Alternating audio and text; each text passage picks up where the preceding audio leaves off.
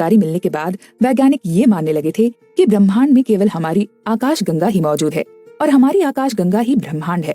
लेकिन इस धारणा को एडविन हबल ने ब्रह्मांड के विस्तारवाद के बारे में बात करते हुए निरस्त कर दिया था। सन 1924 में एडविन हबल ने कहा कि ब्रह्मांड में केवल हमारी आकाश गंगा ही नहीं बल्कि इसी प्रकार की करोड़ों की संख्या में आकाश गंगाएं मौजूद हैं। अपनी बात को साबित करने के लिए हबल ने दूसरी आकाश गंगा में मौजूद तारों से पृथ्वी की दूरी मापनी शुरू की और इसके लिए उन्होंने उन तारों से आने वाली रोशनी को आधार बनाया। जब भी कोई तारा चमकता है तो हमारी तरफ पहुंचने वाली उसकी रोशनी दो बातों पर निर्भर करती है। पहली, उस तारे की रोशनी कितनी तेज है और दूसरी, उस तारे की हमसे यानी पृथ्वी से दूरी कितनी है। हबल ने ये दावा किया था कि ब्रह्मांड में कई सारे विशेष प्रकार के तारे होते हैं जिनकी रोशनी की तीव्रता हमेशा स्थिर रहती है और यदि हम इन तारों की तीव्रता को दूसरी आकाशगंगा के तारों की तीव्रता के साथ तुलना करें तो हम आसानी से दूसरी आकाशगंगा की दूरी भी ज्ञात कर सकते हैं। इस तरह से इस तकनीक का इस्तेमाल करके हबल ने 9 अलग अलग आकाशगंगाओं की पृथ्वी से दूरी ज्ञात की थी। अब आपके मन में ये सवाल आ रहा होगा कि आखिरकार करोड़ों तारे जो आपस में बिल्कुल एक जैसे दिखते हैं, वैज्ञानिक अंतर कैसे करते हैं? हबल ने कैसे उनमें अंतर करके अलग अलग आकाशगंगा की दूरियां ज्ञात की होंगी? तो आपको बता दें कि इन सभी तारों में सिर्फ एक चीज का फर्क होता है और वो है इनकी रोशनी का रंग। न्यूटन ने भी अपने प्रकाश पर किए गए प्रयोगों के आधार पर ये निष्कर्ष दिया था कि प्रकाश जो हमेशा साधारणतः रंगहीन दिखाई देता है, उसे यदि किसी प्रिज्म में से निकाला जाए तो वो अलग अलग रंगों में बट जाता है और इसे उसका स्पेक्ट्रम कहते हैं। हम अलग अलग तारों से आई रोशनी को प्रिज्म में से निकालकर उसके स्पेक्ट्रम को देखते हैं और जिस रंग की स्पेक्ट्रम में अनुपस्थिति होती है उसे ध्यान में रखते हैं। संसार में उपस्थित लगभग हर रसायन का अपना एक विशेष रंग होता है जो स्पेक्ट्रम में अनुपस्थित होता है। उदाहरण के लिए सूर्य की रोशनी में भी 7 रंग होते हैं और जब ये रोशनी किसी प्रिज्म पर गिरती है तो वो 7 रंगों में बिखर जाती है। इंद्रधनुष में इसी कारण से अलग अलग रंग दिखाई देते हैं। अब जिस रंग को प्रिज्म में अपने अंदर अवशोषित कर लेगा वो रंग बाहर नहीं आ पाएगा, लेकिन प्रिज्म खुद उसी रंग का दिखाई देगा जिस रंग का वो अवशोषण करेगा। कहने का अर्थ ये है कि जब आप किसी लाल रंग की वस्तु को देखते हैं तो इसका मतलब ये है कि जब उन 7 रंगों पर सूर्य का प्रकाश गिरा तो उसने सभी रंगों को अवशोषित नहीं किया, उसने केवल लाल रंग को अवशोषित किया और बाकी सभी रंगों को पुनः वातावरण में भेज दिया। इस वजह से वस्तु हमें लाल रंग की दिखाई देती है। ग्रहों के साथ भी यही बात है। जब ग्रहों से आने वाली रोशनी को हम किसी प्रिज्म से निकालते हैं तो उसमें कोई एक विशेष रंग दिखाई नहीं देगा। वास्तव में यही विशेष रंग उस ग्रह का रंग होता है। हम उस अनुपस्थित रंग के आधार पर इस बात का भी पता लगा सकते हैं कि जिस ग्रह से ये रोशनी आई है उस ग्रह पर कौन सा पदार्थ अधिक मात्रा में पाया जाता है। जब इस तरह के प्रयोग काफी बड़े स्तर पर होने लगे तो वैज्ञानिकों ने ये पाया कि धीरे धीरे हर ग्रह का ये विशेष रंग लाल रंग की ओर बढ़ते हुए जा रहा था। वहीं एक स्पेक्ट्रम में कुल 7 रंग पाए जाते हैं जिसके कोनों पर बैंगनी और लाल रंग होते हैं। लाल रंग की तरंगदैर्ध्य सबसे ज्यादा होती है जबकि बैंगनी रंग की तरंगदैर्ध्य सबसे कम होती है। तरंगदैर्ध्य का संबंध ऊर्जा से भी होता है। तरंगदैर्ध्य जितनी ज्यादा होती है ऊर्जा उतनी ही कम होती है। इसका मतलब ये है कि लाल रंग की ऊर्जा सबसे कम और बैंगनी रंग की ऊर्जा सबसे ज्यादा होती है। जब किसी प्रकाश का स्रोत हमसे दूर जा रहा होता है तो उसके जरिए हमारे पास आने वाली ऊर्जा कम हो जाती है, यानी हम धीरे धीरे लाल रंग की ओर बढ़ने लगते हैं। इसका अर्थ ये है कि जो रंग हमें दिखाई देगा वो लाल रंग की ओर बढ़ने लगेगा। यदि कोई ग्रह या प्रकाश स्रोत हमारे पास आ रहा होगा तो नजदीक होने के कारण उससे आने वाली ऊर्जा भी ज्यादा होगी क्योंकि बैंगनी रंग का संबंध ज्यादा ऊर्जा से होता है। इसलिए अब हमें ये रोशनी बैंगनी रंग की ओर बढ़ती हुई दिखाई देने लगेगी। इसके लाल रंग की ओर बढ़ने का अर्थ है कि वो रोशनी का स्रोत हमसे दूर जा रहा है, जबकि बैंगनी रंग की ओर बढ़ने का अर्थ है कि रोशनी का स्रोत हमारे करीब आ रहा है। इसे विज्ञान की भाषा में डॉपलर प्रभाव कहा जाता है क्योंकि इन तारों का रंग धीरे धीरे लाल रंग की ओर बढ़ रहा था। इससे ये पता लगता है कि सभी तारे हमसे दूर जा रहे हैं और ब्रह्मांड का लगातार विस्तार हो रहा है। शुरुआत में वैज्ञानिकों को इस बात की उम्मीद थी कि ब्रह्मांड के अंदर सभी आकाशगंगाएं बिना किसी पैटर्न के इधर उधर गति कर रही हैं। इसलिए उन्हें ये उम्मीद भी थी कि शायद लाल रंग के अलावा बैंगनी रंग के और भी कई रोशनियों का झुकाव देखने को मिलेगा। लेकिन ये हैरानी की बात है कि उन्हें एक भी आकाशगंगा में कोई भी ऐसा तारा नहीं मिला जिसका रंग बैंगनी रंग की ओर झुकता हुआ नजर आ रहा हो। इसी से अब ये बात बिल्कुल स्पष्ट हो चुकी थी कि इस ब्रह्मांड का लगातार विस्तार हो रहा है और इसी के साथ जो समस्या न्यूटन के सामने पैदा हुई थी उसका भी समाधान मिल गया। न्यूटन को हमेशा ऐसा लगता था कि यदि ये ब्रह्मांड स्थिर है तो गुरुत्वाकर्षण बल सभी ग्रहों को एक दूसरे के भीतर खींच लेगा। अब ब्रह्मांड के विस्तार की धारणा की बात के सामने आने के बाद ये स्पष्ट हो गया था कि क्यों अलग अलग आकाशगंगाएं एक दूसरे के अंदर आकर नहीं मिल जाती हैं। दूसरे ग्रहों और आकाशगंगाओं के गुरुत्वाकर्षण बल से बचने के लिए ये जरूरी है कि हर ग्रह और आकाश गंगा एक निश्चित सीमा से तेज गति से विस्तार करें, जिससे वो दूसरे आकाश गंगा के गुरुत्वाकर्षण बल की सीमा से बाहर रह सके। ये बिल्कुल वैसा ही है जैसा कि जब धरती से किसी अंतरिक्ष यान को बाहर जाना होता है तो उसे एक निश्चित सीमा से तेज गति से निकलना होता है। अगर वो रॉकेट या अंतरिक्ष यान उससे कम गति से चलता है तो वो पृथ्वी के वायुमंडल को कभी भी पार नहीं कर पाएगा। ब्रह्मांड के विस्तार की धारणा 20वीं सदी की सबसे महत्वपूर्ण खोज में से एक थी। हालांकि ब्रह्मांड के विस्तार की इस बात को न्यूटन के गुरुत्वाकर्षण नियम से समझा जा सकता है, लेकिन एक स्थिर ब्रह्मांड का सिद्धांत लोगों के मन में इतना हावी हो चुका था कि लोग इसके अलावा कुछ सोच ही नहीं पा रहे थे। यहाँ तक कि भौतिकी के इतिहास के सबसे बड़े वैज्ञानिकों में से एक आइंस्टाइन भी जब अपनी सापेक्षता के सिद्धांत पर कार्य कर रहे थे तब उन्होंने भी ये माना कि ब्रह्मांड स्थिर है। स्थिर ब्रह्मांड की अवधारणा के इतने अधिक समर्थक होने की सबसे बड़ी वजह ये थी कि उस वक्त जितने भी भौतिकी के प्रयोग हुए थे उन सब के नतीजों में ये पाया गया कि ब्रह्मांड स्थिर है।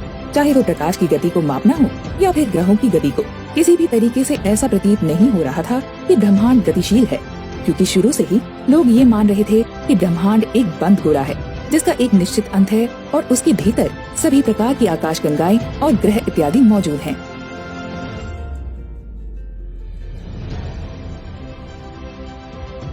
ऐसे में लोगों का ये समझना कि वास्तव में ये ब्रह्मांड खुद ही गतिशील है, ये बेहद मुश्किल काम था। इसके अलावा यदि कोई वैज्ञानिक ये दावा करता है कि ब्रह्मांड गतिशील है तो जो पहला सवाल उनसे पूछा जाता था वो ये होता कि यदि ब्रह्मांड गतिशील है तो वो किस माध्यम में इतनी गति कर रहा है। इसी तरह से इन सवालों का एक ऐसा चक्र बन जाता जिसका कोई जवाब नहीं दे पाता। मगर स्थिर ब्रह्मांड को ही वास्तविक सिद्धांत मानने वाले वैज्ञानिकों की इस भीड़ में एक व्यक्ति ऐसा भी था जो ब्रह्मांड के विस्तार के सिद्धांत को साबित करने में लगा हुआ था। वो व्यक्ति था रूस के भौतिकवादी अलेक्जेंडर फ्रेडमैन। फ्रेडमैन ने हबल के द्वारा ब्रह्मांड के विस्तार की जानकारी देने के कई साल पहले ही इसकी घोषणा कर दी थी। इस बात को समझाने के लिए फ्रेडमैन ने कहा था कि ब्रह्मांड हर तरफ से एक ही तरह का दिखाई देता है, यानी कि किसी भी छोर से देखने पर वो एक ही तरह का दिखता है। शुरुआत में तो फ्रेडमैन के इस दावे को नकार दिया गया क्योंकि वैज्ञानिकों को ऐसे कई तथ्य मिले थे जिनसे ये पता चलता था कि दूर से आने वाली रोशनी की और पास की रोशनी में फर्क होता है और दिशा बदलने पर ये बदल भी जाता है। साल 1965 में दो अमेरिकी भौतिकवाद रॉबर्ट विल्सन और पेंजियाज न्यू जर्सी में अपनी एक माइक्रोवेव रेडार पर काम कर रहे थे, जो कि धरती के चारों ओर घूम रहे सैटेलाइट के द्वारा ग्रहण की जाने वाली संवेदनशील जानकारी इकट्ठा कर रहे थे। इस दौरान उन्हें अपने माइक्रोवेव में कुछ आवाजें आने लगी। ये आवाज किसी दूर से आने वाले तारों से निकलने वाली रोशनी की वजह से आ रही थी। दरअसल उनका रडार तारों से आने वाली रोशनी को आवाज में बदलकर सिग्नल दे रहा था।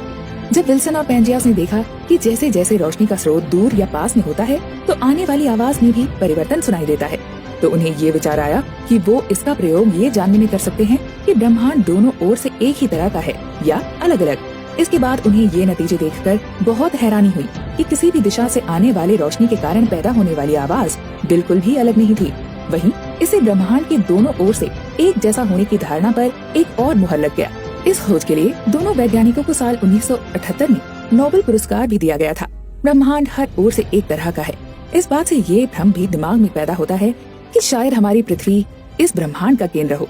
लेकिन यहाँ जानने लायक बात ये है कि बाकी आकाश गंगाओं में उपस्थित तारों और ग्रहों से भी हर तरफ से आने वाली रोशनी ये बताती है कि ब्रह्मांड चारों ओर से एक ही प्रकार का है। इसलिए अगर हमारी पृथ्वी से हमें ऐसे संकेत मिलते हैं तो हमें ये नहीं मान लेना चाहिए कि ब्रह्मांड का केंद्र हमारी पृथ्वी है। अपने इस सिद्धांत को ठीक होते देख फ्रेडमैन ने इसके बारे में कुछ और अनुमान लगाने शुरू किए थे। फ्रेडमैन का पहला अनुमान ये था कि ब्रह्मांड इतने धीरे धीरे विस्तार कर रहा है कि एक वक्त पर जाकर ये विस्तार करना बंद कर देगा और गुरुत्वाकर्षण बल के कारण सभी आकाश गंगाएं एक दूसरे से मिलने लगेगी। यानी कि शुरुआत में किन्हीं दो तारों के बीच की दूरी शून्य होती है, जो बिग बैंग के बाद बढ़ते बढ़ते अपनी अधिकतम सीमा तक पहुंचती है, जहां पर से ये तारे एक दूसरे की ओर आकर्षित होने लगते हैं और अंत में ये एक दूसरे से टकरा जाते हैं। इसके बाद उनके बीच की दूरी फिर से शून्य हो जाती है। फ्रेडमैन का दूसरा अनुमान ये था कि ब्रह्मांड इतनी तेजी से विस्तार कर रहा है कि गुरुत्वाकर्षण बल इसे कभी नहीं रोक पाएगा।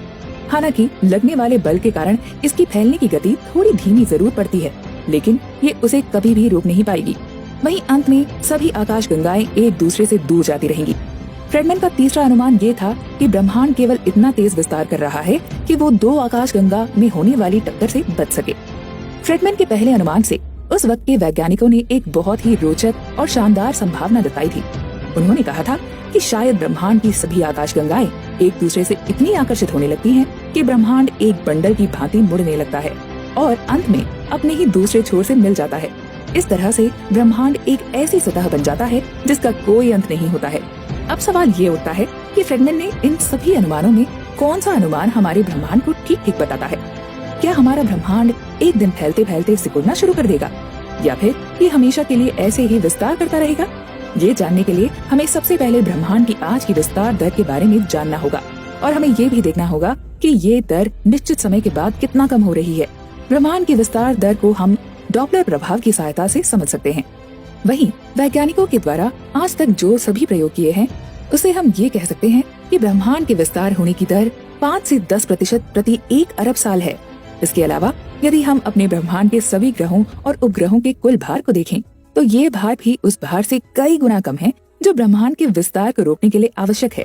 हालांकि कई वैज्ञानिकों का ये भी दावा है कि ब्रह्मांड में कई सारा डार्क मैटर भी पाया जाता है।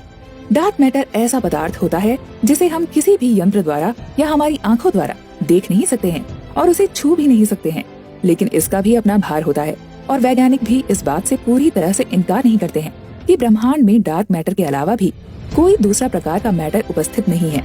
तो यदि इन सभी मैटर और ग्रह उपग्रह का सम्मिलित भार उस भार से अधिक हो जाता है तो ब्रह्मांड के विस्तार को रोकने के लिए आवश्यक है। तो ये संभव है कि हमारा ब्रह्मांड एक निश्चित समय के बाद विस्तार करना बंद कर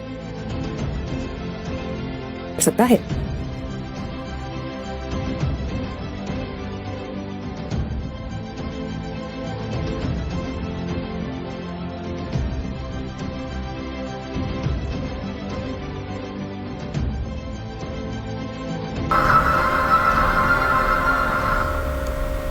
तो हेलो दोस्तों, ये आज दूसरा एपिसोड था theory of everything about black hole.